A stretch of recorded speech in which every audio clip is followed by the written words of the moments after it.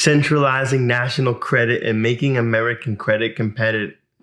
Centralizing national credit and making American credit competitive. If we don't stop it, we aided and abetted it.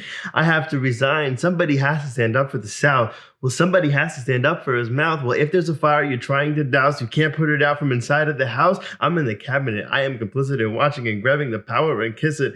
If Washington isn't going to listen to discipline, this kid is out. Legacy. A race against time and death. These are the themes that ooze from Hamilton's words and enter into our hearts like a shot in the dark. The words which came to us 4 years ago, but are now more striking than ever. Hamilton is the story of Alexander Hamilton, written by now American treasure Lin Manuel Miranda, directed for the stage and screen by Thomas Kail, arranged by Alex Lacamoire, choreography by Andy Blankenbuehler. Its setting, the beginning of a new nation, flaws and all. From Hamilton's arrival to the colonies by way of Puerto Rico, to the American Revolution, all the way until Hamilton's death by gunfire in a duel with Aaron Burr. But that's a story you can read about in your history books. This is the story about people. Flawed people, all of them knowing they're in the middle of something important, who have important notions and romantic ideals of what tomorrow may look like. Yet they forge on stubbornly to create what they can while they can. America, in the eyes of Hamilton, was born of great uncertainty. Aaron Burr, played by the powerhouse Leslie Odom, is the narrator of our story. Through the course of the play, him and Hamilton battle in both small and big ways, playing on two themes: seizing the moment or waiting for the right moment to come to you. Burr the latter, Hamilton the former. These two men fight for their legacies with a sense of importance. Hamilton is stubborn, quick-tempered, and uses his fiery and endless writing to eviscerate his opponents and fight for his ideals. In this story, we get to know love, revolution, death, betrayal, tragedy, and redemption. All in 3 hours of a bullet train musical, a moment in time. Hamilton is very important to me. Today was very important for me. I've heard the cast album before, but I couldn't afford tickets to go see it. See, I was in LA at the time it was released. For a while, I heard whispers of this hip-hop musical about the first Treasury Secretary, Alexander Hamilton. I meant to hear it, but it wasn't until their actual visit to the White House, when a decent man was running it, that the scope of the music that was created got to me. Forever after I listened to the cast album produced with authenticity by the root stars Questlove and Black Thought. What hit me the hardest was Hamilton's writing like he was running out of time and so stubbornly working as if each day was his last. How that affected those around him like his wife, or when he told his son Philip to raise his gun in the air during a duel. How his son did that, and his son died. Hamilton couldn't stop himself. Time was always waiting for him. Moments in the play that run on this bring me to tears. It's an affliction I also have. I've thought of death so much it feels more like a memory in my dreams and awake since I was 7. It's been an endless drive of anxious work and a sense of duty to achieve something greater than myself. But the play reminds us that you have no control who lives, who dies, or who tells your story.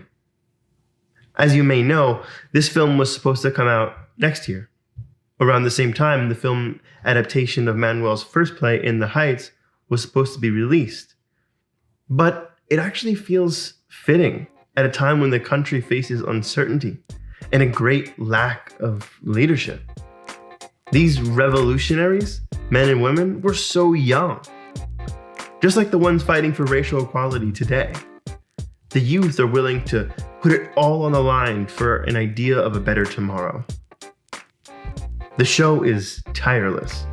The first act, a riot of the most formative time in American history. America's endless battle with Britain and the King, played with such cold, witty, hilarious, inventive, iconic energy by the sensation that is Jonathan Groff, aka Groff Sauce.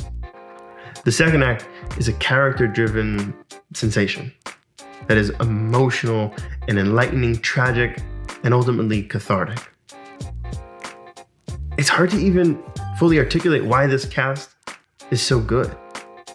I think what makes them work together so well might be ephemeral. Maybe great decision-making, great fortune perhaps. I, of course, can't know what other companies of the show really sound like. But I was never interested, honestly, in hearing anyone else sing these words. For me, this is the definitive cast, the definitive version. What foresight, then, to have captured them at that special moment in time in Broadway history. And nobody would have known how to hit those beats, when to pull in and out like Thomas Kail did in his direction. Hamilton was originally conceived as a mixtape by Miranda. In a moment of serendipity, the first performance of this show, the song Alexander Hamilton, was performed at the White House in front of the then young Obamas in their first term. When Manuel pitched the idea to the crowd, they were intrigued but a little nervous for him. But the second he started to speak his words and rap, the crowd was won over. It's kind of amazing to look back on. You could get the sense then that this could really turn into something special. And special it was.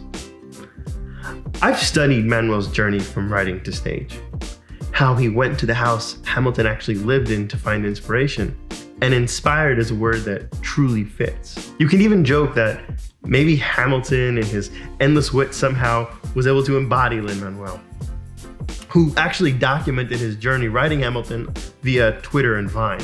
Rent the musical played a big role in how Lin Manuel thinks about theater. Here, he does for hip-hop in theater what Rent did for rock and roll in theater. He and Alex Lacamoire, who, ironically, once hit me while he was running in New York City, probably to get to the show on time because it was near Broadway, they create a timeless sonic masterpiece. When the show premiered at the Public Theater, it wasn't in the form we know. The title song, Alexander Hamilton, was the closing number, for example. Faced with an endless task of writing such a large piece of history, it took time for Manuel and his team to find the show in its current form. He knew that he wanted the rap battles and the duel, for example, but it took editing to find the stories in between. I love the way theater works in that sense. How they take real time and energy to find truths, to edit down to essential themes, to play off themes in ways that continue to escalate to the eventual climax and conclusion. Watching this, I was able to spot subtle writing and stage directions that really portray the core duality between Hamilton and Burr. It's details like this that make up a masterpiece. Getting close into their faces, I imagine, brings you in even deeper to their stories than you may have been able to catch on stage. And in the center of the stage, there's this rotating conveyor belt, which moves circularly. Creative movement allows us to see the world that almost bends and shapes time itself. I think alluding to a clock and therefore time, the central theme. So the show is an astounding work of talent and craft at all levels in all departments. It's a wonder for the ages. It brings diversity to casting to a story whose context was harsh and criminal. Slavery and immigrants and what America looked like and looks like all play key roles in the success and the brilliance of the production. I'm grateful to Disney, to Manuel, to Kail, the whole team for bringing us Hamilton in its original stage format, period. But I think what resonates to me and everyone are the songs. Songs that move us endlessly, that become personal and cause a chain reaction of our own time on Earth, where we've been, where we are, where we're headed. And I'm sure the movie adaptation will come, but I hope that that's more a matter of time. Because there was something magical, about seeing the original.